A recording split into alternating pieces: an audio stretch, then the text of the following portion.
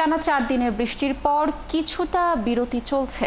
আগামী 16 জুলাইয়ের আগে সারা দেশে টানা ভারী বৃষ্টিপাতের সম্ভাবনা নেই বলে জানিয়েছে আবহাওয়া অফিস। সেই সাথে এই সময়ে ঢাকাতে ভারী বৃষ্টির সম্ভাবনা দেখছে না আবহাওয়া অধিদপ্তর। আবহাওয়া অফিস বলছে এই সময় হঠাৎ করে ঢাকাতে হালকা বৃষ্টি হতে পারে।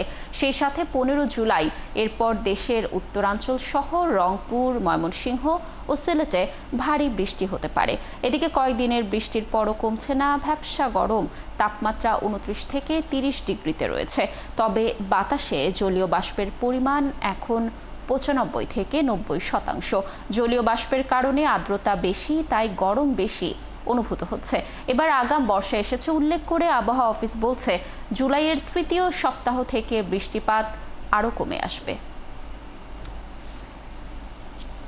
রাজশাহী, ঢাকা, খুলনা, বরিশাল, চট্টগ্রাম এবং সিলেট বিভাগে এবং এই অঞ্চলগুলোতে আপাতত আমরা ভারী বৃষ্টিপাতের সম্ভাবনা উল্লেখযোগ্যভাবে দেখছি না। 15, 16, 17 এই সময়ে রংপুর, ময়মনসিংহ, সিলেট বিভাগে বৃষ্টিপাতের টেন্ডেন্সিটা কিছুটা বৃদ্ধি পেতে পারে এবং ওই সময়ে কোথাও কোথাও আপনার রংপুর, ময়মনসিংহ এবং সিলেট বিভাগের কোথাও কোথাও মাঝারি ধরনের ভারী থেকে হয়তোবা ভারী বৃষ্টি হওয়ার সম্ভাবনা রয়েছে।